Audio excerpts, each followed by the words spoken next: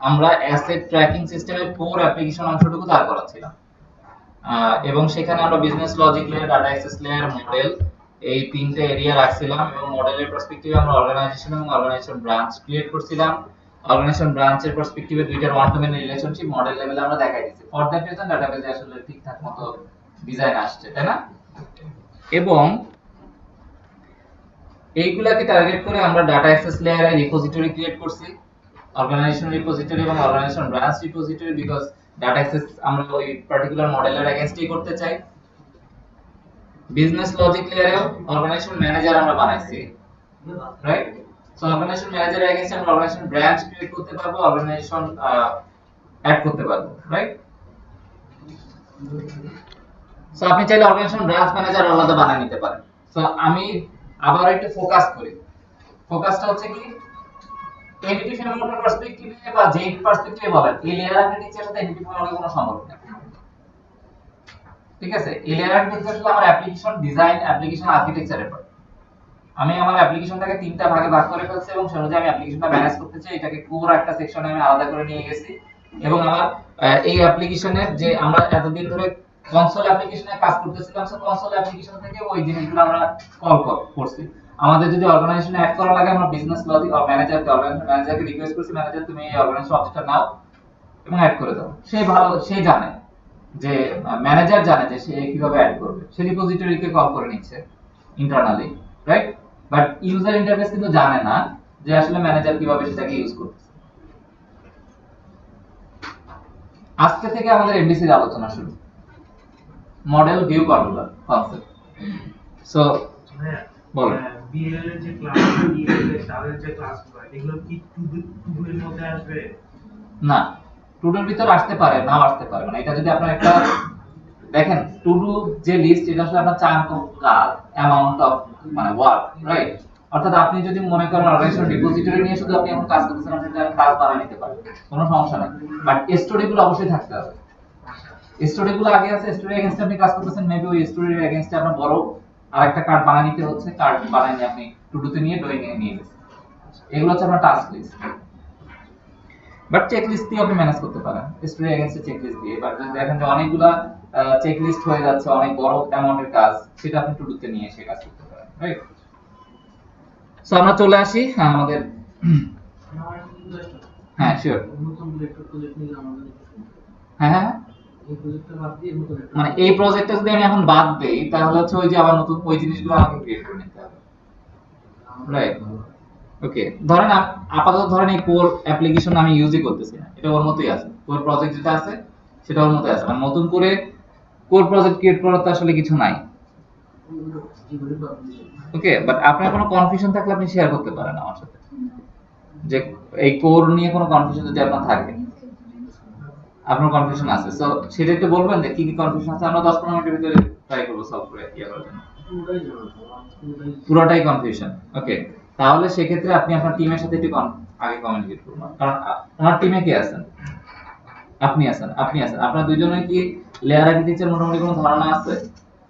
So আমি একটু assign করি 1 to 1। ওনার লেয়ার আর্কিটেকচার নিয়ে প্রবলেম হচ্ছে এই প্রজেক্টের ক্ষেত্রে, সো ওনাকে হেল্প করতে পারবেন এরকম কেউ আছেন কিনা? মুশফিক আছেন, উনি আছেন, আপনি এই দুইজনেরই হেল্প নিন। সো আপনারা 1 to 1 একটু ওনার সাথে কমিউনিকেট করে ওনার যে সকল এরিয়া কনফিউশন আছে একটু ক্লিয়ার করবেন, ওকে? ফাইন।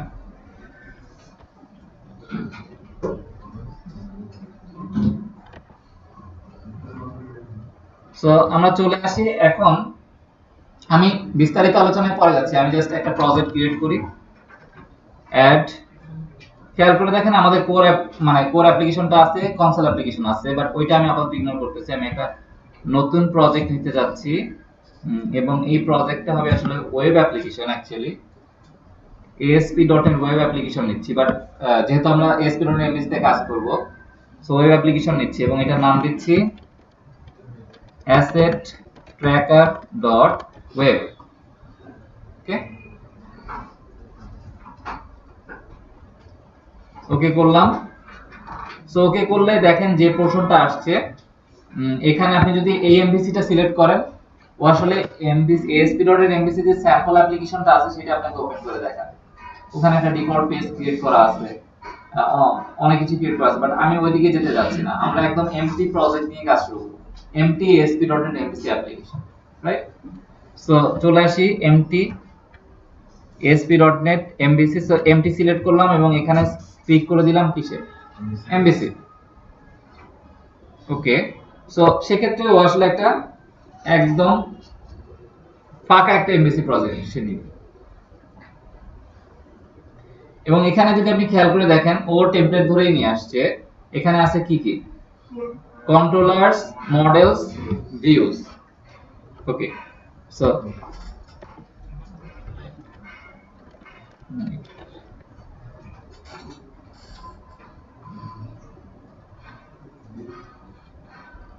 আমি আপনাদের সাথে এখন আলোচনা করি নাই what is controllers, what is models, what is views, but আপনারা অলরেডি জানেন what is model. Actually model কি জানেন না? অলরেডি আমরা মডেল ক্রিয়েট করছি, organisation branch, that is actually model. মানে একটা ক্লাস কি আসলে ডেটাকে রিপ্রেজেন্ট করে, তাই না?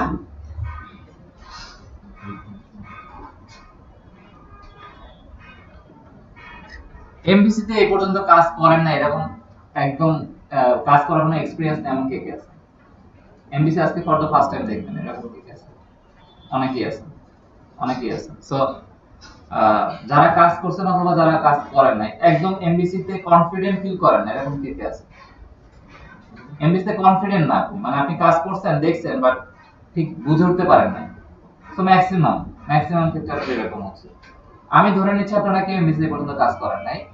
আমি ধরে নিচ্ছি আপনারা সি শার্প জানেন, আমি ধরে নিচ্ছি আপনারা অবজেক্ট ওরিয়েন্টেড কনসেপ্ট জানেন, এবং আমি ধরে নিচ্ছি যে আপনি আপনার অ্যাপ্লিকেশন ডেভেলপমেন্ট শুরুই করতেছেন এমভিসি দিয়ে। এর আগে অন্য কোনো প্রজেক্টে আপনি কাজ করেন। এই কনসেপ্ট থেকে আমি সামনে আগাচ্ছি। So nothing to worry, right? যে হয়তো আপনি ভাবতেছেন আমি ধরে নিচ্ছি আপনি অনেক কিছু জানেন তারপর থেকে শুরু করছি, ব্যাপারটা এরকম কিছু না। সো প্রথমে আসি, ওয়েব কিভাবে কাজ করে সেটা আমাদের বুঝতে হবে। আমরা ওয়েব অ্যাপ্লিকেশন ডেভেলপ করতে চাচ্ছি। সো ওয়েব অ্যাপ্লিকেশন যদি আপনি ডেভেলপ করতে চান, আগে আপনাকে বুঝতে হবে কিভাবে আসলে ওয়েব অ্যাপ্লিকেশন কাজ করে, তারপরে আসলে এমভিসি কিভাবে কাজ করে, রাইট? ওয়েব ফর্মে কাজ করছেন এরকম কেউ আছেন?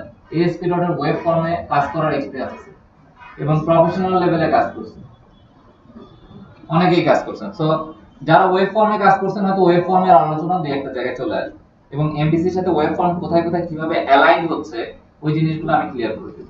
ওকে, সো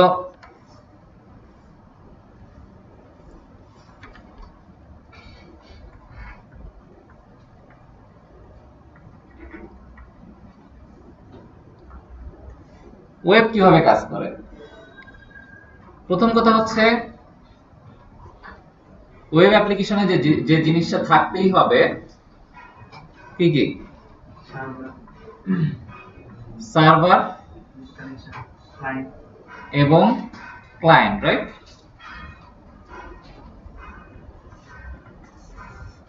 ডেস্কটপ অ্যাপ্লিকেশন দেখছেন না, উইন্ডোজ ফর্ম অ্যাপ্লিকেশন। এই যে আমি যে এমএস মানে paint.net যে সফটওয়্যারটা ইউজ করতেছি, this is a desktop application example, right? আপনি যে মাইক্রোসফট ওয়ার্ড ইউজ করেন, ভিজুয়াল স্টুডিও ইউজ করেন, example of desktop application. So desktop application মূলত যেটা হয়, আপনার সেম পিসিতে সেটা প্রসেস হচ্ছে। আপনি কোনো একটা সেভ বাটনে ক্লিক করেন বা যাই করেন না কেন, আপনার সেম পিসিতে সেই প্রসেসরে সেই জিনিসটা প্রসেস হচ্ছে এবং সেম পিসি থেকে আপনি জিনিসটা দেখতে পাচ্ছেন। বাট ওয়েব অ্যাপ্লিকেশনের ক্ষেত্রে প্রসেসিং ইউনিটটা আসলে আপনার কাছে না, প্রসেসিং ইউনিটটা রিমোট কোথাও আছে, অন্য কোনো কেউ আপনার হয়ে কোনো একটা কাজ প্রসেস করে দিচ্ছে। ফর দ্যাট রিজন এর নাম হচ্ছে সার্ভার। ও কোনো একটা সার্ভিস প্রোভাইড করতেছে, সার্ভ করতেছে আপনার প্রসেসকে।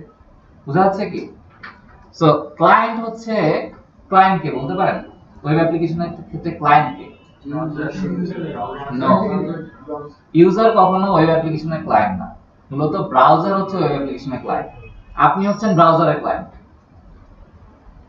আপনি কিন্তু অ্যাপ্লিকেশনের ক্লায়েন্ট, আপনি হচ্ছেন ব্রাউজারের ক্লায়েন্ট। বুঝা যাচ্ছে কি?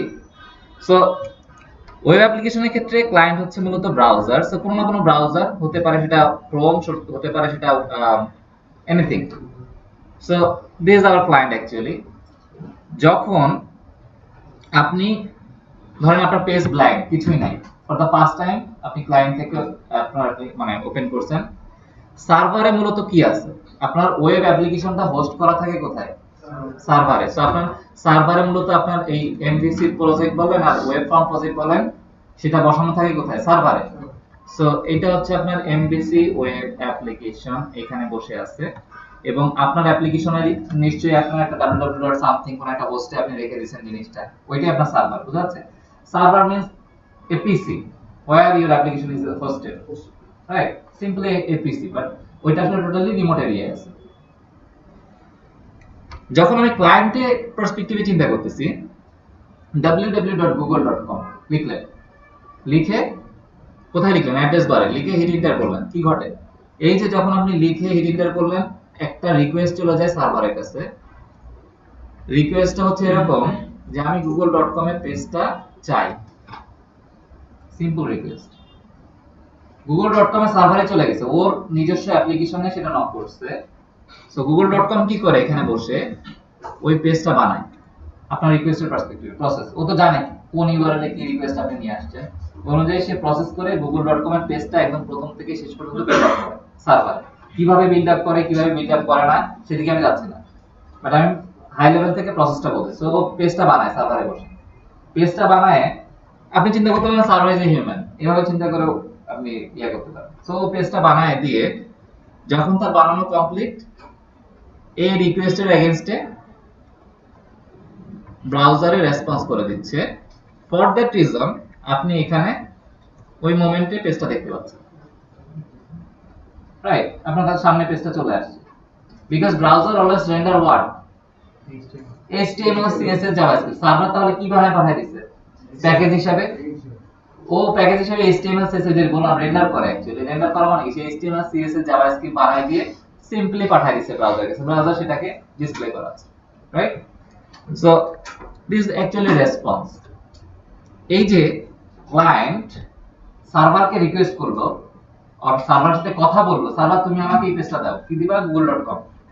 সার্ভার বলল ঠিক আছে বানাচ্ছি, তারপরে সে রেসপন্স হিসেবে পাঠিয়ে দিল। এই যে একটা কমিউনিকেশন হলো, একটা নেগোসিয়েশন হলো, তার মানে হচ্ছে they know each others language, they know how to communicate with each other. Client knows how to communicate with the server, right?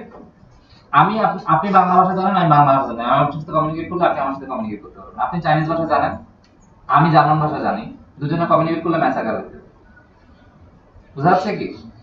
So server এবং ক্লায়েন্টের ভিতরে কমিউনিকেশনের জন্য যে প্রোটোকলটা ইউজ করা হয়, সেই প্রোটোকলটার নাম হচ্ছে HTTP প্রোটোকল। মানে কি? ফর্মুলা আর রুল বলতে পারেন। এই রুলের উপর বেস করে they will negotiate with each other, বুঝা যাচ্ছে কি? So actually server and client communicate with HTTP, hypertext transfer protocol.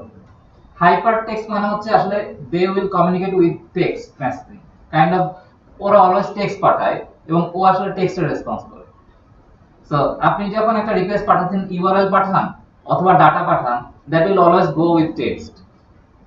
এবং যখন রেসপন্স আসছে HTML formatted text, CSS formatted text, JavaScript formatted text, ultimately ব্রাউজারে এসে ব্রাউজারের ওই ক্যাপাবিলিটি আছে জিনিসটাকে রেকর্ড করার জন্য।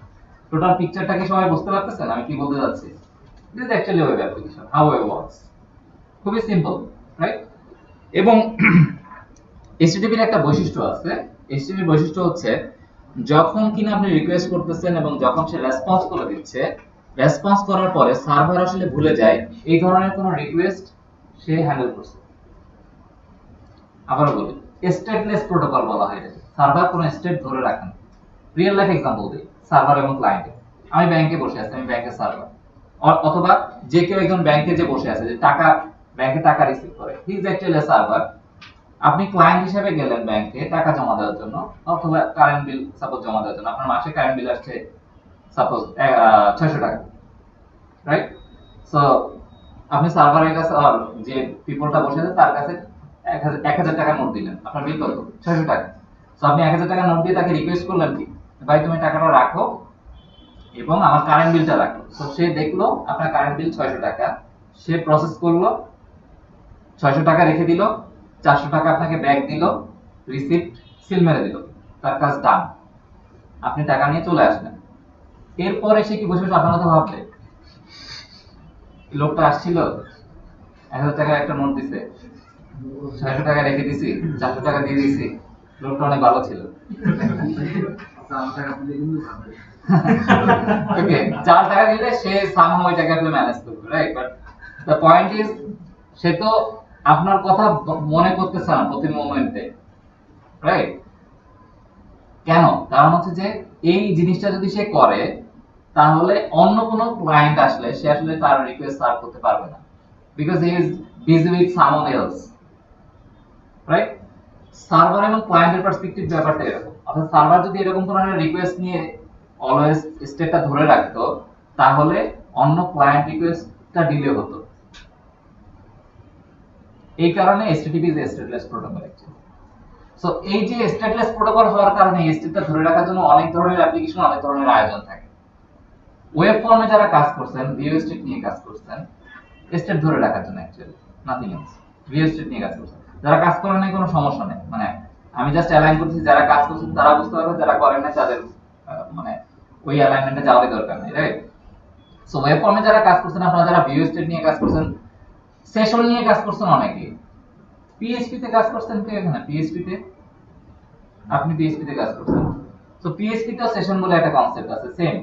আসলে সার্ভারের এগেইনস্টে আমি কোনো একটা স্টেট ধরে রাখতে চাই, যেহেতু সার্ভার ভুলে যায়, ওর যেহেতু মন ভোলা স্বভাব আছে, সো আমি স্টেটটা দিয়ে ওকে দিয়ে দিই, স্টেটের ভিতর কিছু একটা রেখে ওকে দিয়ে দিই, এই যে তোমার স্টেট এবং এই স্টেটের চাবি হচ্ছে এইটা, পরে আমি এসে চাবি দিয়ে খুলে দিই। ওয়েল, অনেকটা এরকম, বুঝা যাচ্ছে? মোটামুটি ওয়েব অ্যাপ্লিকেশন এইভাবেই কাজ করে, যে কোনো ওয়েব সেশন ইউজার সেভ হয় কি সার্ভারে? সেশন সার্ভারে থাকে মোস্ট অফ দা কেস। হ্যাঁ, মোস্ট অফ দা কেস সার্ভারে থাকে। যদি সার্ভার থাকে আমি সেশনটা ইউজ করব, হ্যাঁ ওর কি কোনো ট্র্যাক নেওয়া যায়? হ্যাঁ, মানে আপনি সার্ভারে যেহেতু আছে, যতক্ষণ আপনার ব্রাউজার ওপেন থাকবে ওই ব্রাউজারের এগেইনস্টে সার্ভার ট্যাগ করে। ব্রাউজার যদি ক্লোজ করে ফেলেন সার্ভার একটু পরে এক্সপায়ার করে দেয়।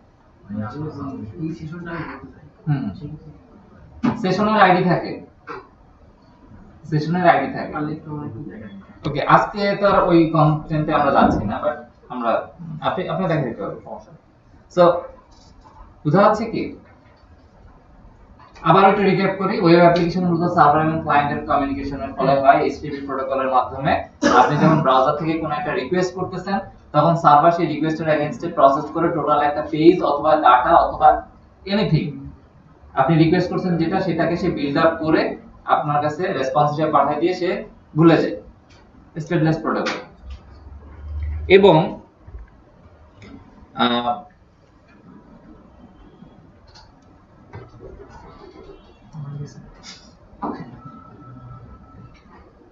আমাদের বেরসিক হয়ে যায়।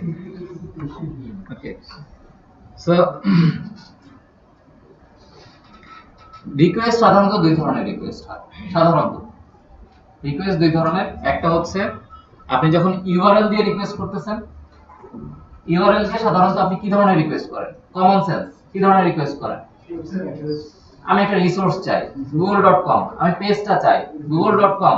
আপনি লিখলেন কোন একটা google.com দিয়ে সার্চ দিয়ে যখন কোশ্চেন মার্ক দিয়ে কিউ দিয়ে লিখবেন কোয়েরি স্ট্রিং, তখন আপনি দেখবেন সে ওই কোয়েরি স্ট্রিং এর ডাটা পাঠায়। তো আমি ওই জিনিসটা একটু ক্লিয়ার করতে চাই। কোয়েরি স্ট্রিং অনেকে আসলে এই শব্দটার সাথে পরিচিত না, সো আমি আগে এই শব্দটার সাথে পরিচিত করতে চাই। কোয়েরি স্ট্রিং এই শব্দটার সাথে কি মোটামুটি সবাই পরিচিত? কোয়েরি স্ট্রিং বলতে কি বোঝায়? পরিচিত না কে কে তাহলে বুঝতে পারবে। কোয়েরি স্ট্রিং ওটার সাথে আপনার পরিচিত না, ওকে ফাইন। সো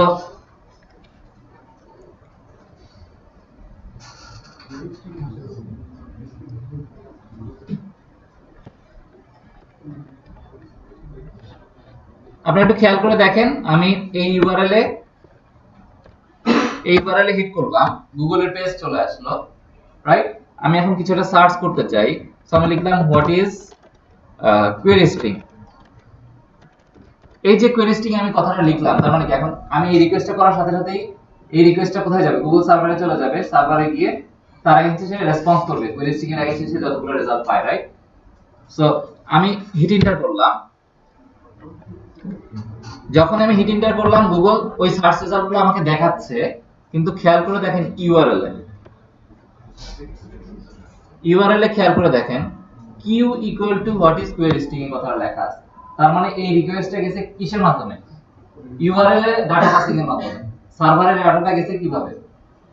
ইউআরএল এ অ্যাড্রেস বারে ডাটা পাসিং এর মাধ্যমে। সো ডাটা পাস দুই ভাবে হতে পারে, একটা হচ্ছে আপনার ইউআরএল এর মাধ্যমে, আরেকটা হচ্ছে রিকোয়েস্ট বডির ভিতরে।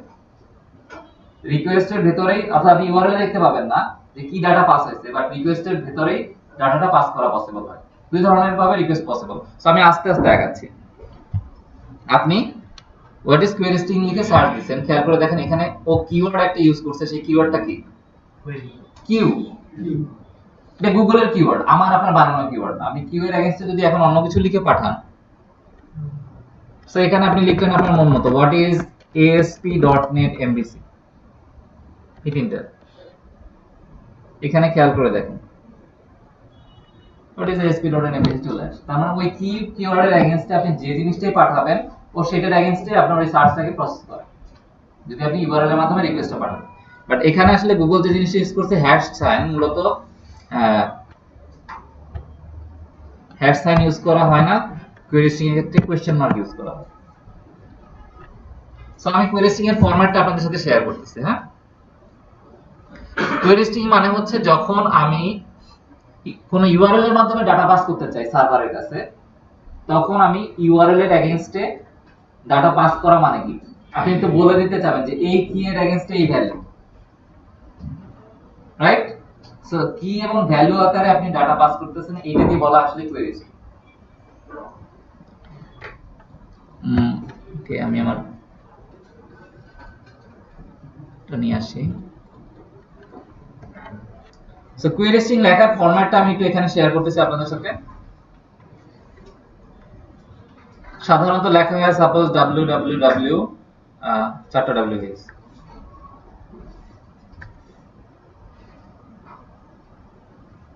আমি গুগল দিয়ে উদাহরণ দিচ্ছি, একটাও কম পড়ে গেছে।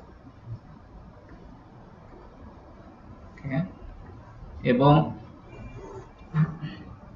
এই যে আপনি ইউআরএল লিখলেন, যদি আপনি কোয়েরি স্ট্রিং অথবা ইউআরএল এর মাধ্যমে ডাটা পাস করতে চান, আপনাকে লিখতে হবে আগে কোশ্চেন মার্ক। ওকে, দেন আপনি প্রথমে লিখবেন কি, তারপরে লিখবেন ভ্যালু, রাইট? সো আমি কি লিখতেছি, সাপোজ এখানে গুগল ইউজ করে তার কোয়েরি স্ট্রিং এর জন্য, মানে কোয়েরি করার জন্য কিউ। সো আমি কিউ লিখতেছি এবং আমি এখানে যাই লিখবো না কেন সেইটার এগেইনস্টে সে আমাকে সার্চ রেজাল্ট রিটার্ন করে দিতে পারে, রাইট? সো ফরম্যাট কি, ইউআরএল কোশ্চেন মার্ক কি equal to value, that's it. একাধিক ভ্যালু যদি পাস করতে চান, একাধিক ভ্যালু পাস করতে গেলে আপনাকে ইউজ করতে হবে ampersand। তার মানে হচ্ছে যদি সাপোজ ফর অ্যান এক্সাম্পল গুগলের আরেকটা কি আছে হচ্ছে সাপোজ নেম, এটা হচ্ছে কি, ভ্যালু পাস করতে চান MVC, যদিও এটা প্রসেস করবে না অ্যাকচুয়ালি, বাট আপনি যদি আরেকটা কি এর এগেইনস্টে ভ্যালু পাস করতে চান, তাহলে আপনাকে দিতে হবে কি, ampersand, আবারও কি, আবার ভ্যালু। সো একাধিক কিভাবে আপনার যত খুশি তত কি এবং ভ্যালু পেয়ারে ডাটা পাস করতে পারবেন সার্ভারে। বুঝা গেল কি, সবাই বুঝতে পারছেন? সো হিট এন্টার করে আসলে ও কিছু দেখাবে না, ওর ওই মেইন পেজে নিয়ে চলে আসছে, রাইট? সো আমরা যেখানে ছিলাম, মূলত this the picture of how web works.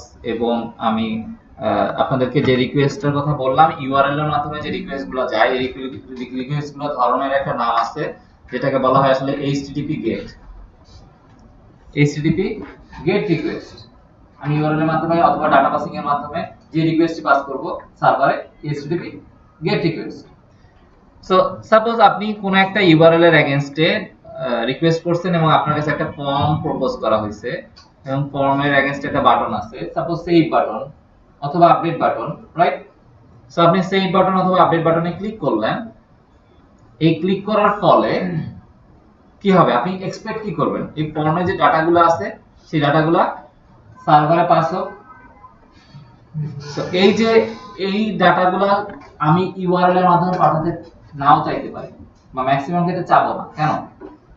প্রথমত হচ্ছে ইউজার দেখে ফেলতেছে অনেক ধরনের ডাটা হয়তো আমি ইন্টারনালি প্রসেস করে পাঠাচ্ছি জাভাস্ক্রিপ্ট দিয়ে অথবা যে কিছু দিয়ে।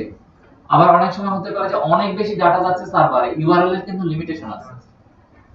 ইউআরএল এর একটা নির্দিষ্ট পরিমাণ টেক্সট পসিবল, এর পরে আর পসিবল না। সো আপনি এই ডাটাগুলো পাস করার ক্ষেত্রে তখন আসলে রিকোয়েস্ট বডির এগেইনস্টে ডাটাটা পাস হয়, রাইট? রিকোয়েস্ট বডির এগেইনস্টে এই ডাটাগুলো সে পাস করে। রিকোয়েস্ট বডির মানে আসলে কি? রিকোয়েস্টের একটা রিকোয়েস্ট যে যাচ্ছে সার্ভারের কাছে, ওই রিকোয়েস্টের অনেক ধরনের পোর্শন থাকে, রিকোয়েস্ট হেডার, রিকোয়েস্ট বডি। ওকে, আমি ক্লিয়ার করি। এই যে গুগলে আসলাম, রাইট, www.google.com, রাইট ক্লিক করলাম, ব্রাউজারে ইন্সপেক্ট করলাম, নেটওয়ার্ক সেকশন ওপেন করলাম, অ্যাগেন রিকোয়েস্ট করি, জানি না ওর ইয়াটা কোনটা, পেজের রেফারেন্স কোনটা। তো ধরেন মানে যদি আমি পেজটা ধরতে পারতাম, আপনি ক্লিক করলে দেখবেন যে এটার অনেকগুলো সেকশন আছে, একটা হচ্ছে রিকোয়েস্ট হেডার, একটা হচ্ছে রিকোয়েস্ট বডি। আপনি যদি ওই রিকোয়েস্টটা ইন্সপেক্ট করতে চান করতে পারবেন, রাইট? ভাই এই রিকোয়েস্ট বডি হেডারটা কি যে এইচটিটিপি প্রোটোকলের? রাইট, এই যে এখানে দেখেন, এই যে রিকোয়েস্ট হেডার্স, রেসপন্স হেডার, কি রেসপন্স আসলো, কি রিকোয়েস্ট গেল, এই জিনিসগুলো তো ব্রাউজার ট্র্যাক করে মানে অ্যাকচুয়ালি। এইচটিটিপি দিয়ে রাইট, এইচটিটিপি এর মাধ্যমে, এইচটিটিপি যে প্রোটোকল আছে সেই প্রোটোকলের মাধ্যমে একটা আরেকটার সাথে নেগোশিয়েট করতেছে। তো সে সাধারণত রিকোয়েস্টের ভিতরেই একটা রিকোয়েস্ট হিসেবে পাঠায়, রিকোয়েস্টের হেডার পোরশনে ইনফরমেশন থাকে, কোন ব্রাউজার থেকে আসছে, কোন অপারেটিং সিস্টেম থেকে আসছে, কখন আসছে, রিকোয়েস্ট বডি থেকে কি কি ডাটা পাঠাইছে, আইডিয়াটা কি পাওয়া যাচ্ছে? ব্রাউজার এভাবে কমিউনিকেট করে। এবং যখন রেসপন্স আসে, রেসপন্সেরও হেডার থাকে, রেসপন্সেরও বডি থাকে, ওই অনুযায়ী ব্রাউজার সেটাকে আবার মানে ইয়া করে, কারণ দুইটা কিন্তু আলাদা সিস্টেম। চলে আসি এখানে আমাদের আলোচনায়। So HTTP get, picture clear, URL দিয়ে যে কোনো রিকোয়েস্ট। এইচটিটিপি পোস্ট, যখন আপনি ইউআরএল দিয়ে রিকোয়েস্ট পাঠাচ্ছেন না সার্ভারে, রিকোয়েস্ট বডির এগেইনস্টে কোনো রিকোয়েস্ট পাঠাচ্ছেন, এই যে যেমন সেভ বাটনে ক্লিক করলেন, সার্ভারে ডাটা চলে গেল, এই ধরনের রিকোয়েস্টকে বলা হয় এইচটিটিপি পোস্ট রিকোয়েস্ট।